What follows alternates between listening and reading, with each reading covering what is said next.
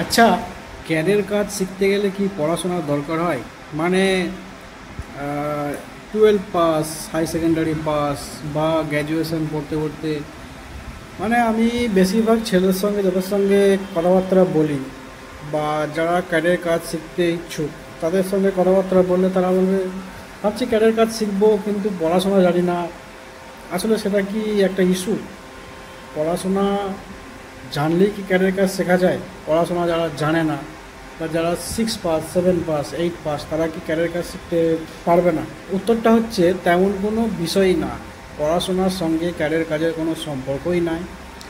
এমন এমন কারিগর আমি দেখেছি, তারা বিশাল কারিগর আর কি, তারা হেভি কারিগর, সুন্দর কারিগর, খুব দাবিদার কারিগর, তারা কিন্তু পড়াশোনা খুব একটা ভালো জানে না। এমন কারিগর দেখেছি যারা ছিল ফায়ারিংওয়ালা, কেউ ছিল সেটিংওয়ালা, তারা ক্যাডের মানে ডিপার্টমেন্টে এসে কাজ শিখে ভালোভাবে ডিজাইন বানাচ্ছে। বরঞ্চ যারা পড়াশোনা শিখে স্কুলে ক্যাডের ডিজাইন বানায় আর কি, তাদের থেকে অনেক অংশে কোনো কাজ শিখতে গেলে ডিগ্রি বা পড়াশোনা এটা কোনো বাধা হতে পারে না।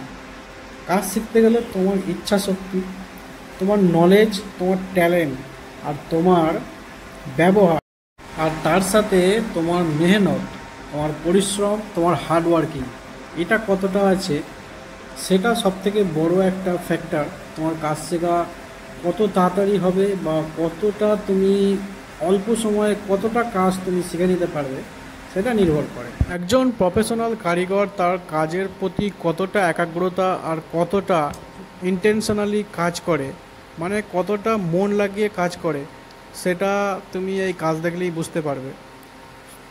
আর হাতের কাজ আর তোমার যে কাজের ট্যালেন্ট, যেটা তুমি রপ্ত করেছো বা যেটা তুমি শিখে নিয়েছো, সেটাতে কত বড় জিনিস, সেটা জীবনের প্রত্যেকটা ধাপে ধাপে শিখে রাখো, তাহলে অবশ্যই বুঝতে পারবে।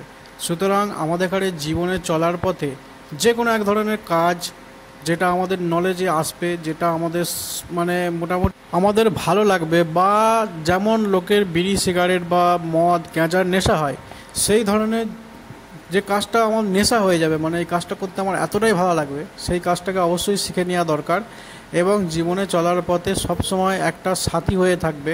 তোমার ভালো সময়, তোমার খারাপ সময়ে তোমার যদি হাতের কাজ জানা থাকে, তাহলে অবশ্যই তুমি যে কোনো জায়গায় স্ট্যান্ড করতে পারবে, যে কোনো জায়গায় তুমি চলতে পারবে, সার্ভাইভ করতে পারবে। এরপরে আর একটা বিষয় যেটা আসে, আচ্ছা কিছু পয়সা দিয়ে কাজ শিখে নেওয়া ভালো নাকি কোম্পানিতে 1 বছর 2 বছর যেমনভাবে মানে ট্রেনিং হিসাবে খেটে কাজ শিখে নেওয়া ভালো?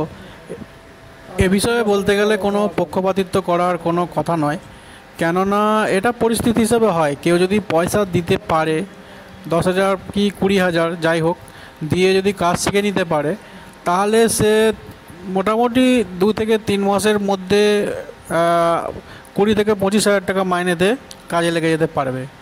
আর যদি কেউ বলে না আমি পয়সা দেবো না, আমি ধরো কোম্পানিতে কাজ শিখবো বা ট্রেনিং হিসাবে কাজ করব, সেটা একটা আরও ভালো জিনিস, যদিও টাইমটা একটু বেশি লাগে, 1 বছর বা কখনো কোনো কোনো কোনো ক্ষেত্রে 2 বছরও লেগে যায়।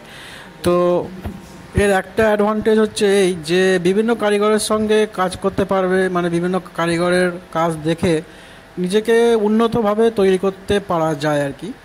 তবে টাইমটা একটু বেশি লাগে আর মানুষের একটু কথা শুনতে হয়, কোম্পানিতে একটুখানি অত্যাচার সহ্য করতে হয়, এটাই যা।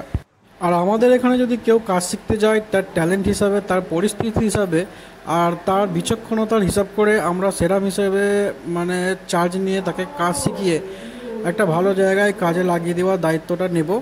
এবং যারা কাজ শিখতে চাও তারা অতি সত্বর যোগাযোগ করো, আমরা সবসময় তোমাদের পাশে আছি। জুয়েলারি ইন্ডাস্ট্রিটা বাঙালির একান্ত আপন, তাই এটাকে টিকিয়ে রাখা আমাদের দায়িত্ব। ভালো থাকবেন।